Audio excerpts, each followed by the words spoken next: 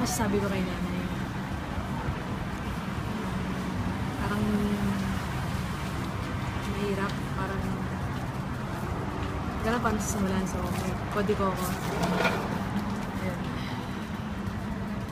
Sa akin, pag naisip ko yung salitang nanay, tapos salita lang nakapagpaalala sa akin pag narinig ko yung salitang nanay. Una, yung bata ako, yung dirty kitchen. Nandun lahat yung memories. Pag walang pasok, nandun kami. Lahat may pisang, kakain kami ng pandesal, may palamang mantikila. Tapos, naalala ko din, kay nanay ko lang ata nitutuman yung siopaw palaman bukayo. Tsaka, ano pa ba? Yung 5M. Siguro, yung simula nung tumatanda ako, marami ako natutunan kay nanay. Yung unang M, yung pagiging matiisin. Ay, nakita naman natin gaano magtiis si nanay para sa ating lahat. Then, yung matyaga.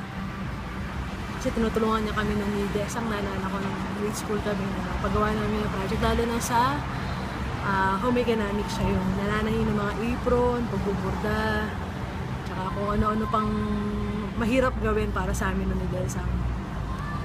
Tapos pangatlong M, yung mapagbigay sa oras, paghalaga, tsaka yung pangunawa ni nanay, sobrang lawak. Siyempre yung sa finances, kasi paano natulungan tayo ni nanay. Tapos yung pang-apat na M naman is yung mapagmahal. Siguro lahat naman tayo naramdaman natin yung pagmamahal ng nanay.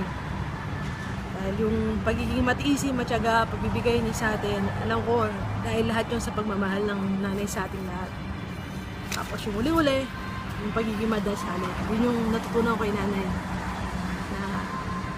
Na through powers ng prayers, yun yung parang si nanay, pagkatabi ko yung matutulog, dati nung umuwi siya galing States na.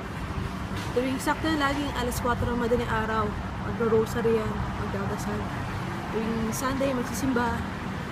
Tapos, sobrang doon ko natutunan sa kanya yung pagiging madasalin. Pag may problema, yun, sa dasal lahat inaano. Tapos, ano pa bang naalala kay nanay? Tapos na yung 5M na yun. Sana, lahat tayo matutunan natin lahat yung, sana ma-apply natin lahat sa buhay natin pagiging yung 4 na yun. Tapos yung naalala ko tuwing December, naalala ko si nanay.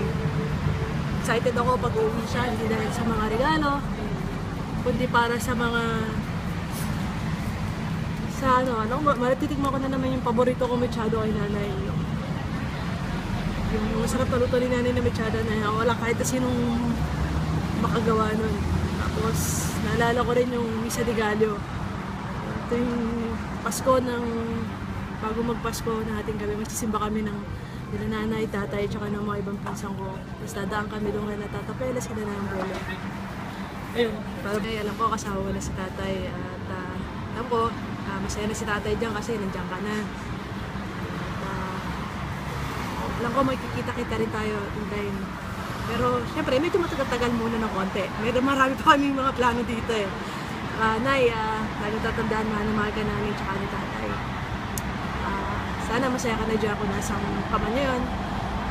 Sana wag kayo mag-away ng tatay dyan. Love you, Nay. Bye.